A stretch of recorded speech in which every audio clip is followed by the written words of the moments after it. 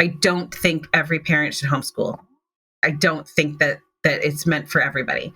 I do think that there are school environments that are supportive and helpful, and there are kids who just do better in that environment.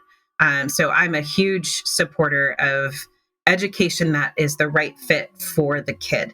And if you have the privilege to be able to stay home and be with your kid, and it's something that works for your family, then sure, that's awesome.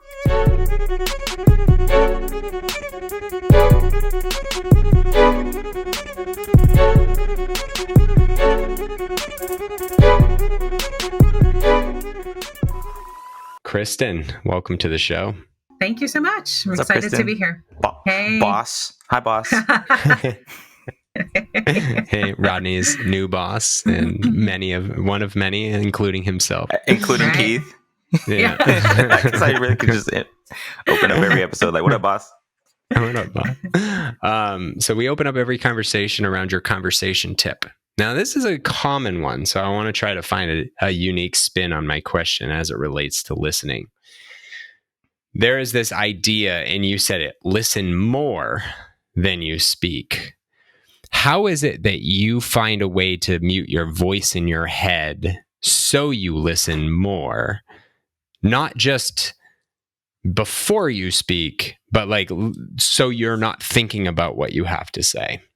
Well, I think some of that comes through parenting. I can't say that it's something that I've always been the best at. But as you have kids and then those kids get bigger, it behooves you to try to listen to what they're saying, listen to who they're expressing that they are as human beings. And I think that has helped me in other situations as well, whether it's listening to other people's kids or listening to my colleagues or listening to my staff in a way that is more constructive, and to really kind of not only listen to what's being said, but listen to what's behind maybe what's being said or the person, that person's experiences as being something that is of value, and that matters. So I think that's really been my journey as a parent and as an entrepreneur, and as somebody who's worked with kids for a long time, is that it's not easy. It just takes a lot of practice. It takes a lot of practice, and I think also. The people who I admire who have this skill also seem to actually care about what the other person is saying and not just what their own opinion is. So that would be my advice, is to practice it more and think about, because I think that people process a lot through talking. I know I do. And so a lot of times there's a lot of unwritten language that's happening in the background there. So, yeah. I'm a big vocal processor. Yeah, you are. Yeah. My kids love it when I'm like, "Hey, just sit right here and don't say anything for a minute, and I'm just gonna talk." I'm gonna go and then from here to here. My mom it's not is gonna great make for sense. that. Yeah. My husband calls it rubber ducking because it's something that they do in software development where you have a problem you can't figure out. So you pretend you're talking to a rubber duck and explaining the problem to them. And then that helps you kind of unravel. So I got a funny visual in my head with that. I know, it's great, right? I was going to ask about the care thing. You answered that. I was thinking actually as a result of a conversation Keith and I had yesterday about parenting. And then this morning, thinking about power struggles with our children, and there's a book like Parenting Beyond Power Struggles or something. One of the things they were talking about was it was very much what you just said, like being able to think about what's behind what their motivations are, but even your own for like why you're trying to get somebody else to do something for yourself and if I don't know if you remember, but when you started down this path, what was it like as you were starting to understand your motivations and how that was affecting interactions with your children or other people. What was that like for you? Do you remember? What was it like to kind of realize that sort of parenting journey of kind of needing to kind of understand and process Even what my kids more needed? so, like, I think so. The easiest way to say it is usually we say that it's easiest to think that the problem is the other person. But when you start listening and you start hearing what they're actually saying and what you're saying in your head, it's like, oh, well, what's actually the problem is that I just care about what's in my head and I don't really care what's in their head, or I'm not even hearing what's in their head because I'm worried about mine. So that realization, that self-realization piece of this is often, for me, it was hyper uncomfortable. So I'm just wondering, like, what that piece of the journey was like for you. I mean, I think that as most of us, we learn through our mistakes, right? I mean, we learn through, wow, that didn't go at all how I was expecting. You know, it's really in the realization of the results of your action, my actions, I would say, and seeing, that things maybe didn't go the way that I expected with my own kids, or how they were feeling, or just kind of recurring issues that came up. I had the incredible benefit of having some amazing moms around me through pretty much the whole time that I've been a mom. I've always had some older mentor type moms who could give advice, whether it be, my own family members or people. At the time, I was very involved in church when we very first started having kids, but other communities as well. The homeschooling community is definitely one, but learning from watching other people and how they interact with their own kids and seeing how that can be different, asking advice. But yeah, I mean, it is uncomfortable anytime that you realize, like, wow, I really botched that up. My kid is really sad now. Like, this didn't go now, this question keeps coming back again and again because I'm not answering it in the way that they expect. Or any of those, any number of those different things. I think that having the intention to learn how to do things differently is probably the best place to start. And it definitely was for me, like, oh, this didn't go really the way that I wanted. What's been the biggest impact on yourself that you've noticed as you have learned to listen more than you speak? What has been the biggest impact on myself? Yeah. I would say compassion, having more compassion and understanding for other people and their own journeys or their own stuff. And sometimes that can be a double-edged sword. I think I tend to be, my husband's always saying, oh, like, you just see the best in people and that's not always good for you. I always assume that people have good intentions when sometimes they don't. So there's the other side of that. But I do think that, learning from people who've had different journeys than my own is definitely directly impacted my ability to have compassion, to have understanding, to have better conversations with people, and to build relationships and community where I probably otherwise would not have been able to do that. I kind of want to talk about this for a second.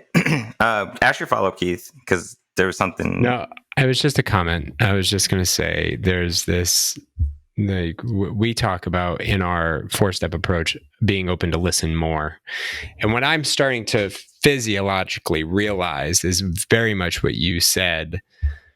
There's a moment in every conversation where, not every conversation, a difficult conversation where you may get triggered. And it's like, okay, now I'm ready to either fight or run away. So basically, I'm either going to shut down, I'm done, I'm moving on at this point, or I'm thinking about that thing I want to say so I can fight back and organize my thoughts and I'm not listening anymore.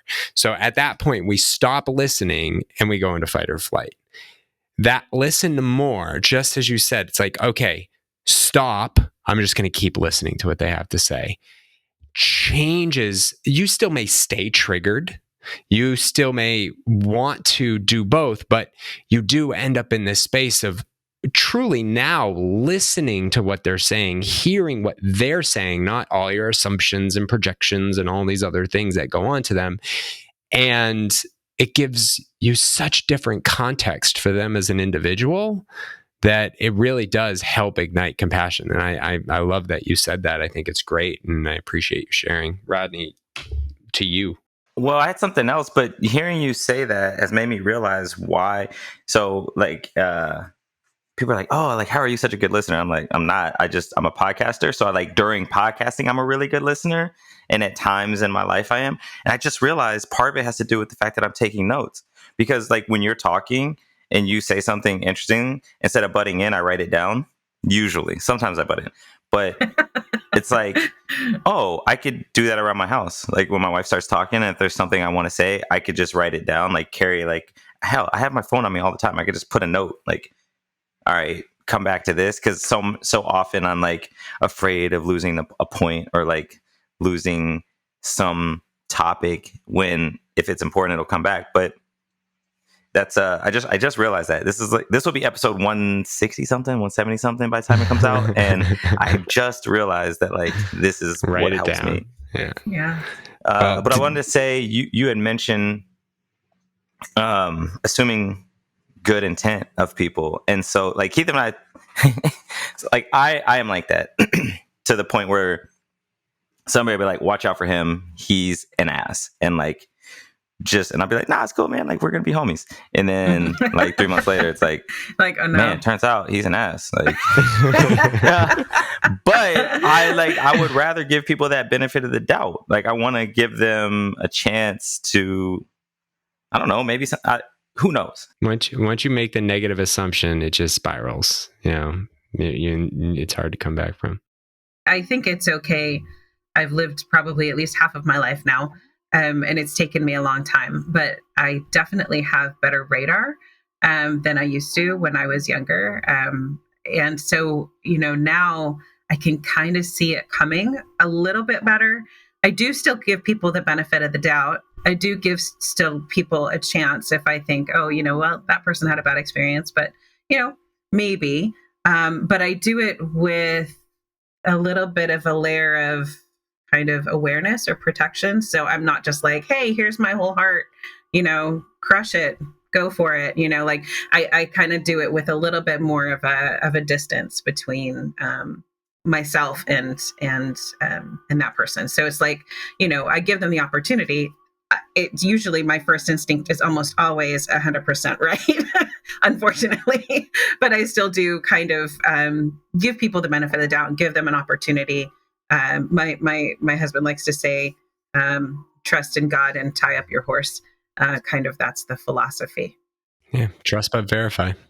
That's where I was going to go is for me, assuming the good intent, like it caused me to just, they're gonna take care of it or they're gonna do it, and I never checked back in. So as I've thought about it, I now inspect what I expect. It's like, hey, did this thing happen, or are you doing this, or whatever? And it's a much healthier balance, and it helps me kind of separate. I think it helps me separate the fact that somebody can actually be a really good person and not necessarily great at the thing I need them to do, or I want them to do, or they want to do, versus what I was doing was conflating it. It's like, well, they're a good person, so they should be able to do whatever. And that may or may not be the case. Right. So.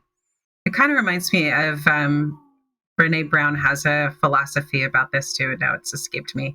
But it's basically, is it going to come back? Mm-hmm. It was something that you had said, Rodney, about expecting people, right? So that's what it was. It's like not everybody is meant to do what we think, or not everybody is prepared to. And so helping them be their best selves is, being kind about that, is expecting them to do what they can. And then if they can't, that's just not maybe the thing they were meant to do, and, expect differently of that person. Yeah. Well, I think this is a nice launch into a topic, and you alluded to homeschooling and the homeschooling community.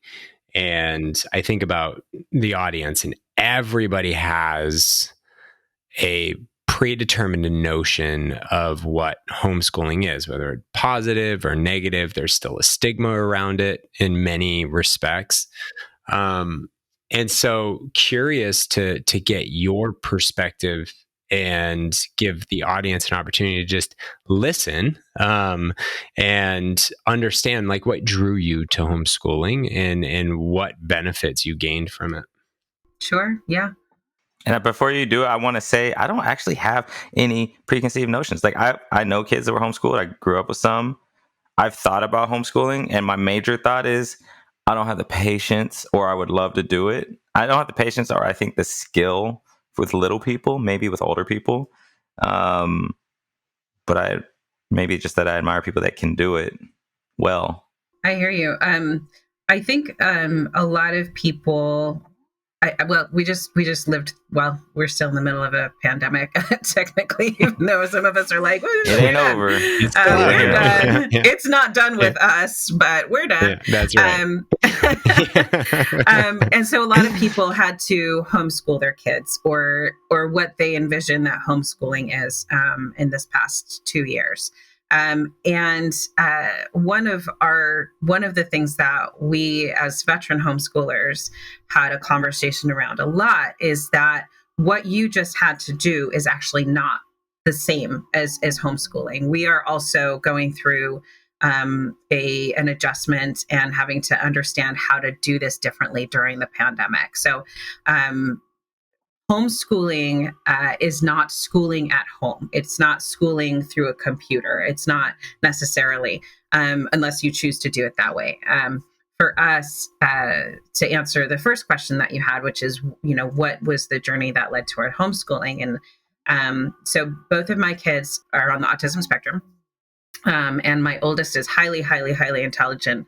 But also very had a lot of trouble with executive function, which is the part of our brains that organize thought and allow us to organize how we operate within a space.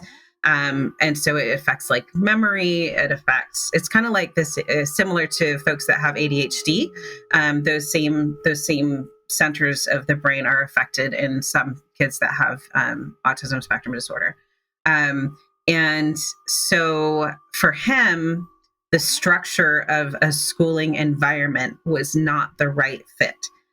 He should have been able to excel because he was very, very, very bright, very, very capable, but he could not get out of his own way. Which led to a lot of struggling with trying to make that fit for him. A lot of struggling with teachers who thought like, oh, he's smart, so he can just be smart his way out of this disability that he had. And so at some point, he was in 5th grade and he was just suffering and was causing, the need to like live up to a particular expectation when it came to these executive function issues that he had. Led to so much anxiety that he just started to really decline. And so we pulled him out in December of his 5th grade year, and we started homeschooling him. Meanwhile, my younger son, who's 2.5 years younger, so 3 years in school younger, he was in a special program for kids on the autism spectrum, and he was doing fairly well.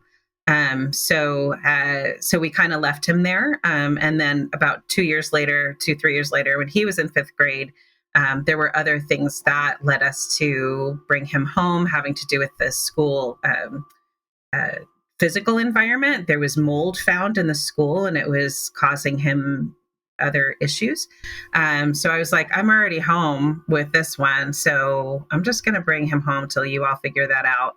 And come to find out, he's in 5th grade. And he had regressed, his skills had regressed to the point that he didn't know how to read anymore. He had significant issues with some basic mathematics skills because he was the kind of kid who needed a lot of repetition and a lot of review. And so when we realized that was what was happening, I was like, well, he's already home, so now he's staying home. So a lot of the reason why homeschooling worked for us is, first of all, I have to say, I don't think every parent should homeschool. I don't think that it's meant for everybody.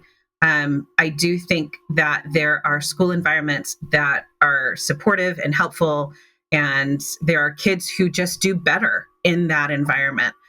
So I'm a huge supporter of education that is the right fit for the kid. And if you have the privilege to be able to stay home and be with your kid, and it's something that works for your family, then sure, that's awesome. And I would also add to what, not to interrupt, but what Rodney said is it's really important to understand your capabilities to school a child. Like, I know I'm a smart person. I'm educated. I understand things, but like you just said, a lot of repetition and a lot of review, like that underlying patience that, while that's maybe special needs, kids still need in some degree, and you have the patience for that to give them the best chance of learning, you have to really self-evaluate. I wouldn't want to, because I don't think I would be the best educator for my children. Yeah, I do think though that our society has taught us that that public education is the only way to educate your child, or public or private education, or formal structured education is the only way. And I also don't think that that's true. I think that people probably, that like we all at the beginning of our journey, let me say it this way. I've never met a homeschooling parent that's like, I've got this, I know what I'm doing right at the beginning, because our society, our society kind of programs us into believing that it has to be like this formal thing. So why it worked well for my family is actually because it wasn't this very rote, structured thing.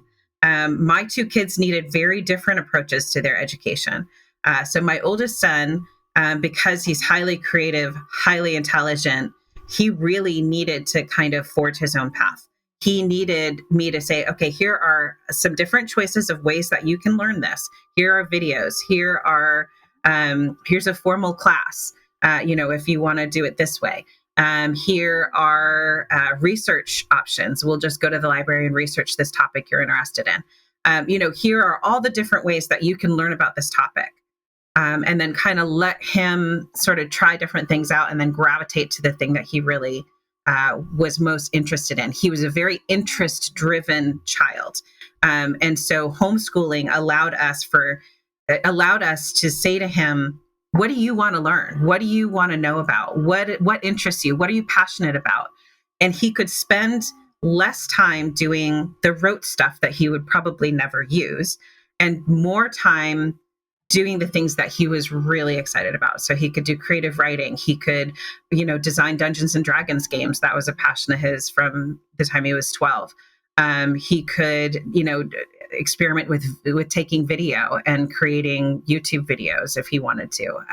Like the sky was kind of the limit with how he wanted to approach it. And he always had options. It was like, oh, this is going on at MIT, this class on, molecular biology or whatever, some little, little kind of tidbit class that he could, when I'm saying molecular biology, I don't mean it was like a deep dive. I mean, like, here's kind of a surface level introduction to, how molecules work. We could go take this class with other homeschoolers for the day. So he had a lot of different types of options with that stuff. And that's how he needed it. My younger son didn't care about any of that. He just wanted to know when he would be done. If I do this, can I be done? Can I just be done? Could you just give me a checklist so I can check off the boxes? And when I'm done, I can do whatever I want. And that's how he needed that approached. So he loved having, something that would say like, okay, here's your math for today. Do these 16 problems on fractions, and then, read for 15 minutes. He liked that very kind of structured approach to his learning. And so that's what worked for him. That would have never worked for my older son. So that's how it's worked for my family. How did you learn? Like, first of all, how did you, one, observe the very different needs? And then two, as a parent and educator, how did you, because this is a very much a parenting tip as much as it is an education tip. How did you pay respect to that as the parent needing to diversify the cognitive load of yourself to be able to do that, right? So part of it is just, you've got to sort of be a student of your child. You've got to really ask them questions, give them options, help them explore different things, and then watch and observe what makes them come alive. What's the thing that they really want to do? Because we were homeschooling, we also, and in Massachusetts, and this is not true across the country, but in Massachusetts where I live, the options for activities for homeschoolers were astronomical. The number of different things that we could have done with our children. We could be out of the house every single day doing something different with our kids if we wanted to. So for us, there was a ton of options. Plus, Massachusetts is super rich in museums and, experiential learning type stuff, and colleges that have classes, little classes available for homeschoolers. And so the brain trust of the parents involved in homeschooling, if you wanted to do something with your kid, it was just as simple as going on Facebook and saying, hey, does anyone know about how my kid can learn more about horses? And then people would say, oh, there's a stable here, or you could do horseback riding lessons here, whatever. So I'm in it may not be this way across the country in different areas of the country, but I was very lucky to be here in New England where, not just Massachusetts, we had Massachusetts, Rhode Island, Connecticut, New Hampshire, Vermont, anything that we wanted to do was within a day's drive. So that was very different than a lot of other people. So we did a lot of field trips. We did a lot of classes and different things that were available to us. And then I would watch and kind of see, like, what is it about this that interests them? Or does it interest them? Are they in the corner, picking at grass while we're trying to feed cows, or, like learn about corn? And they're like, no, I'm out of here. Like, this is clearly not of interest. So, after a while of doing that, you and I think you guys know, if you've got kids, you kind of know how they are anyway. If they're hyper creative or they're really interested in more like building and more kind of black and white type subjects. You kind of know where they excel, what kind of books they like to read, if they like to read at all. If they're more physical and kinesthetic type of learners and they need to touch and feel and see things. I mean, you learn that stuff just by going on vacation with your kids, really. So if you just kind of make it a point to say, oh, okay, this is the type of learner that they are, this is what they're passionate about, and then ask. You have to constantly be asking the question, what are you interested in? What do you want to learn? Or just observe, and I know for a lot of parents, they're saying, well, all my kid wants to do is play video games. Well, then there's something there too. You can definitely use that and get them into learning how to code, learning how to, do graphic design, and giving them those inroads into the gaming industry and things like that. So there's a couple things there. Actually, my wife just sent me an article 2 weeks ago about two kids whose parents said all they wanted to do was play video games. So they had them start solving puzzles for Bitcoin, and they made like $250K or something like that. And it's like, and so it's like, yeah, play Let's the games, all the games today. You want. Go have fun. Or You're going to learn about the blockchain. I was in a game developer room the other day, and it's like, you know what? You can also make these. Like, you can play them and you can make them, and like there's a living there. So as we do, we're going to pause this right here. This is going to be the end of part 1. If you're looking for something to listen to, some related material, episode 138, we had a chance to sit down with Lincoln Hope, an actor who also owns an improv studio and an improv training program. It's episode 138. You can get it on this app that you're currently using, or you can head over to our YouTube page and watch the conversation. But it'd be a great way to fill your time while you wait for part 2 with Krysten, because the goodness is going to keep going. I want you to have a great day. And remember, compassion is free. You can give it to anybody. Just saying.